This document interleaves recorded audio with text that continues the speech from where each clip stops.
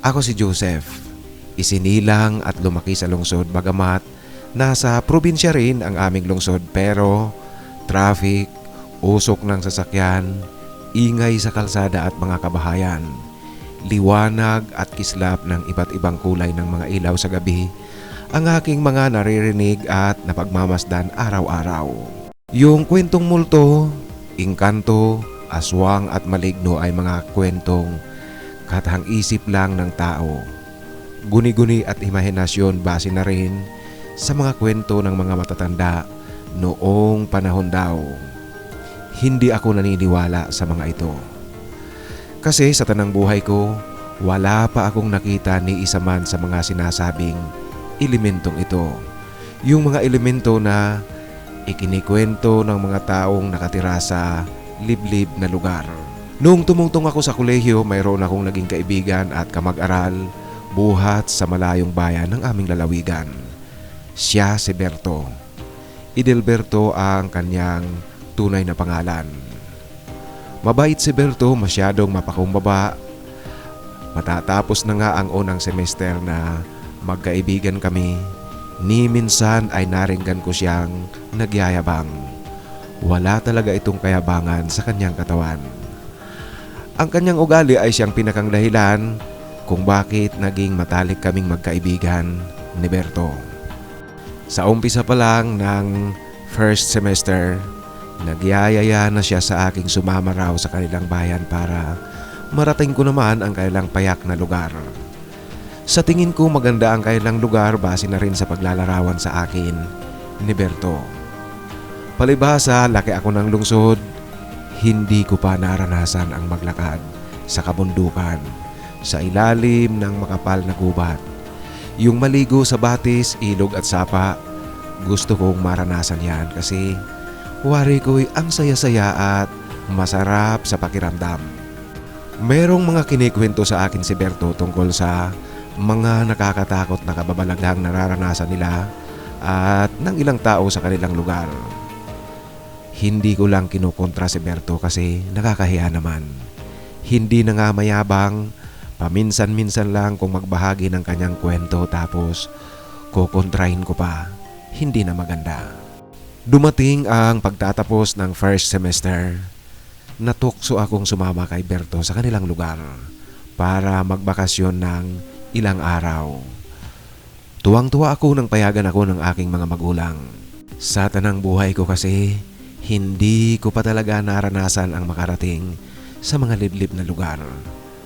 Wala kasi kaming kamag-anak man lang na nasa malalayong bayan. At ang mga kamag-aral ko naman mula elementarya hanggang high school, lahat ito mga taga-lungsod. Nung araw na umuwi kami sa lugar ni Berto, maagang-maaga kaming tumulak para abutin ang first trip ng jeep papunta sa kanilang bayan. Inabot ng 4 na oras ang biyahe. May mga bahagi kasi sa daan na rough road pa, maalikabok at may mga malalalim na uka-uka sa daan. Mahina lang ang takbo ng sasakyan sa may mga lugar na uka-uka ang daan. At meron ngang mga lugar na para lang kaming naglalakad ng mabilis. Ito ang dahilan kung bakit inabot kami ng 4 na oras sa biyahe. Mag-aalas 10 pa lang ng umaga nang makarating kami sa bahay ni Berto. Nasa sentro pala ang bahay ni Berto, nasa sentro ng bayan. Isang maliit at payak na bayan.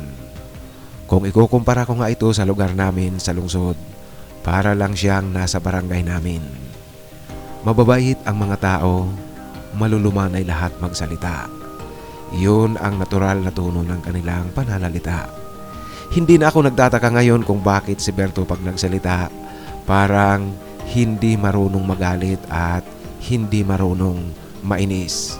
Nagagandahan ako sa lugar, excited na masyado at para akong isang bali.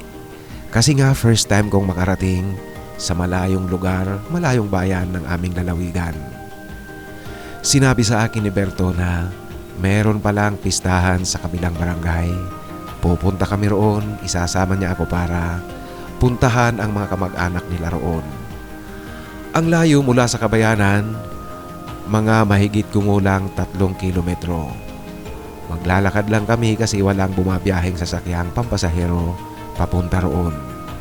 Bagamat merong itong kalsada pero ang mga tao ay naglalakad lang. Kung kailangan naman nilang magdala ng produkto sa palengke para ibenta, gamit lang nila ang kalabaw at kariton. Saka yung isa pa na parang kariton din lang pero walang gulong at hila-hila ito ng kalabaw o kaya baka. Hindi ko alam kung ano ang tawag doon sa sinasakyang iyon at ginagamit ng mga magsasaka sa barangay. Basta para siyang kariton, yun nga lang wala itong gulong. Noong papaalis na kami papunta sa may pistahan, kabilin-bilinan ng nanay ni Berto na umuwi kami ng maaga. Dapat bago dumilim ay nasa bahay na kaming lahat, nakauwi na. 5 kaming magkakasama na tumulak.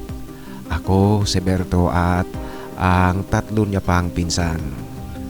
Habang naglalakad, sari-saring tunog ng kagubatan ang naririnig namin.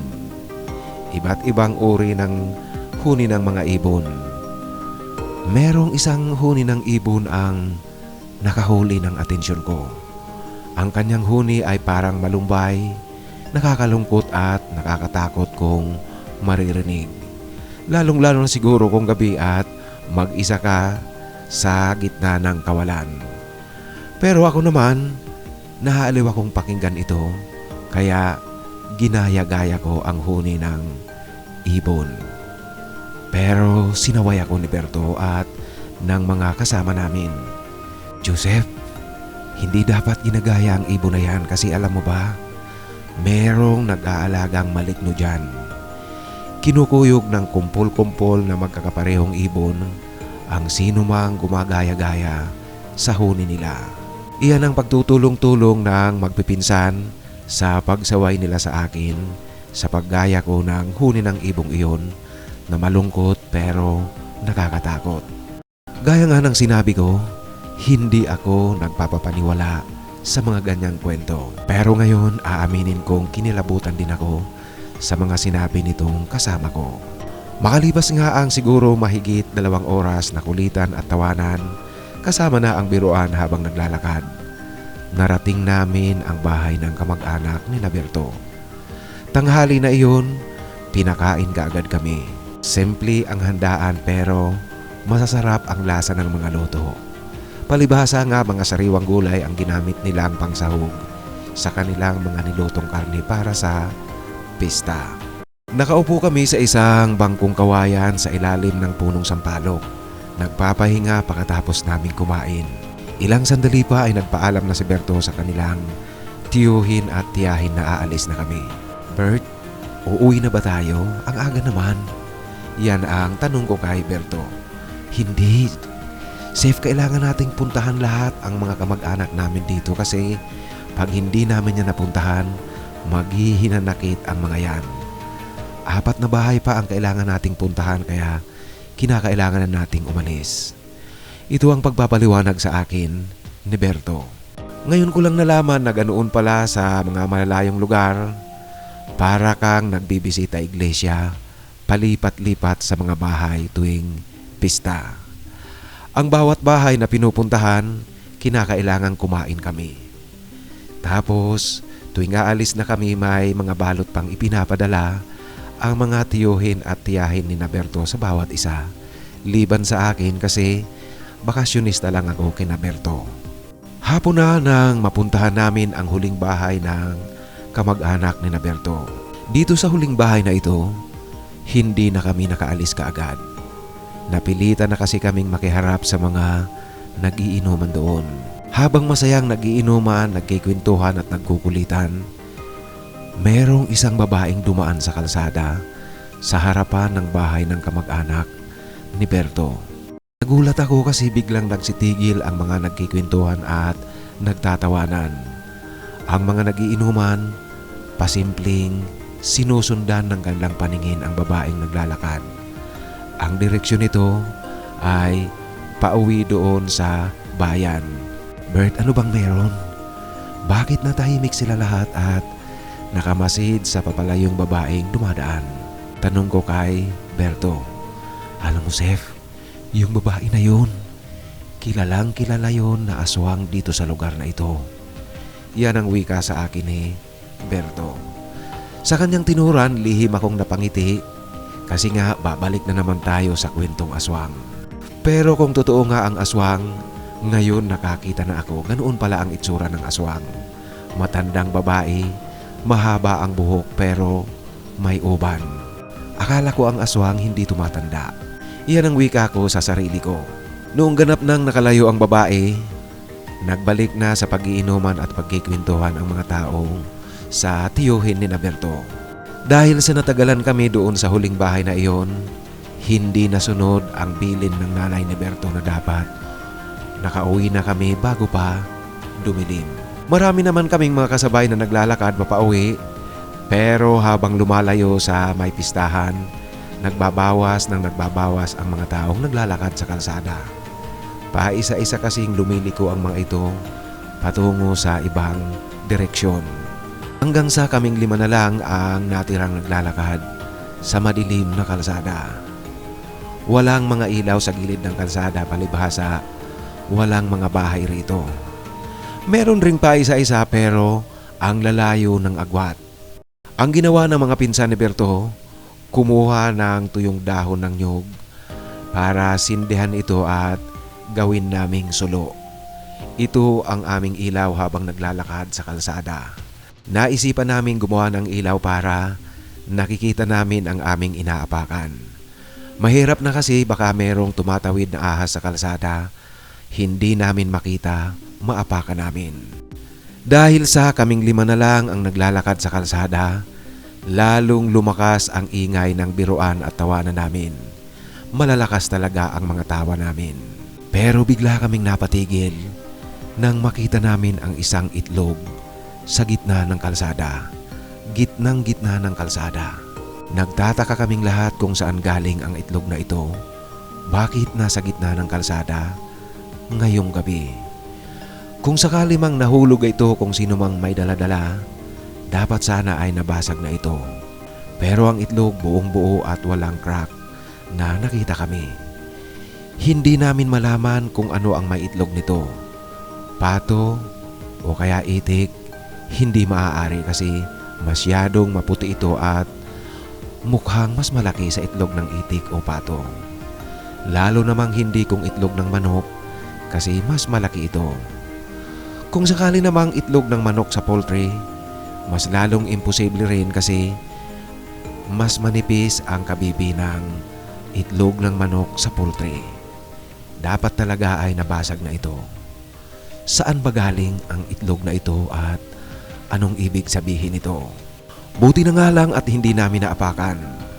At kasabay ng aming pagtataka, minabuti naming pulutin ang itlog na ito.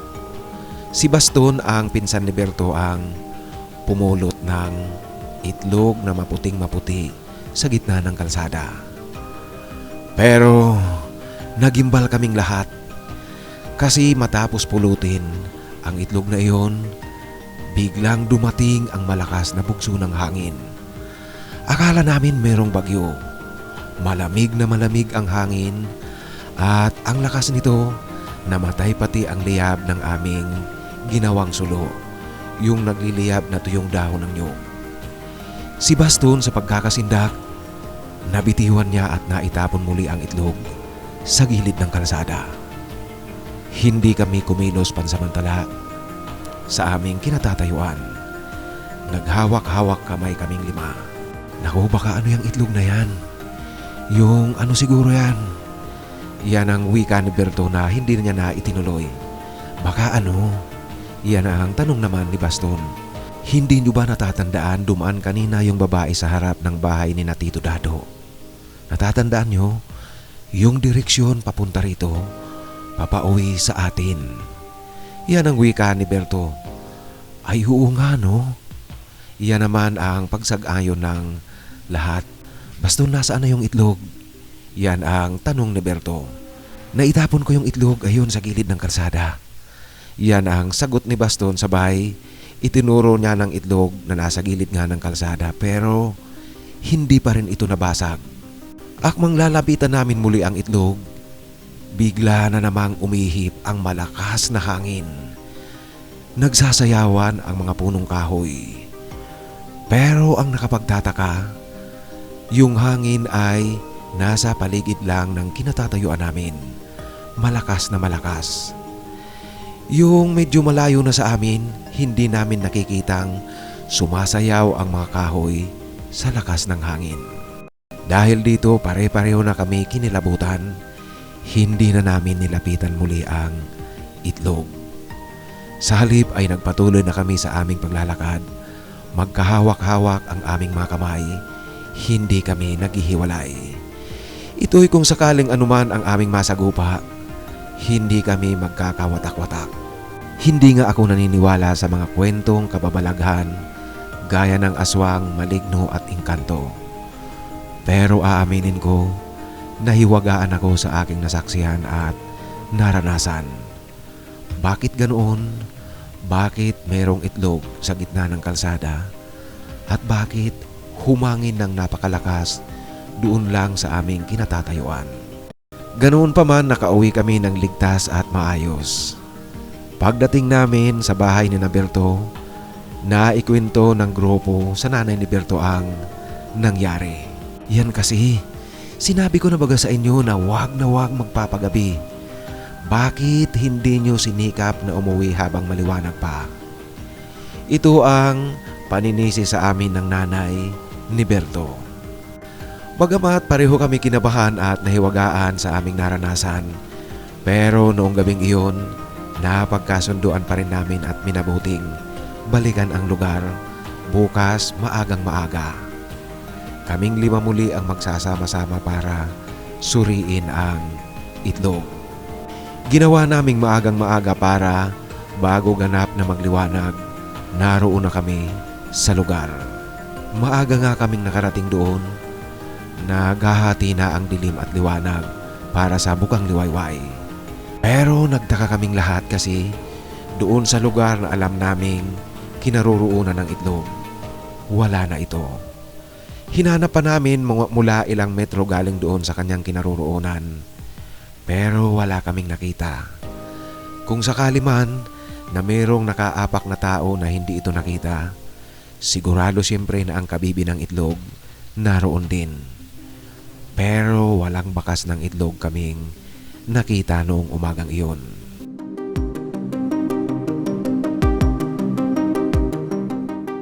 Sa mga pakwento-kwento dahil nga sa aming naranasan, napag-alaman ko na ang lugar palang iyon kung saan namin nakita ang itlog ay lugar talaga na puno ng kababalaghang nararanasan ang iba't ibang taong dumaraan dito. Kaya naman ang mga taong papunta doon sa barangay na aming pinuntahan, yung lahat na dumaraan dito, iniiwasan nila at ginagawa nilang hanggat maaari hindi ginagabi ang pagdaan dito. Liban pa sa kalat na kalat sa barangay na meron ngang aswang na nakatira doon sa pinuntahan naming merong pistahan. Yung babae raw na dumaan, yun ang aswang. Sa kabuuan, maganda, masaya at kakaibang karanasan ang aking naranasan sa maikling bakasyon ko kina Berto. At yung kababalagang naranasan at nakita ko mismo noong galing kami sa pistahan, tila yata patunay lang ito na totoo nga ang mga aswang, engkanto at maligno. Totoo siguro ang sinasabi ng mga taong nakatira sa mga liblib na lugar.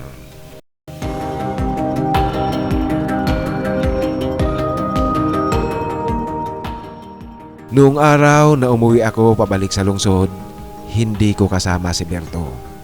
Naiwan pa siya kasi isa pang linggo bago ang pagbubukas ng susunod na pasukan sa second semester.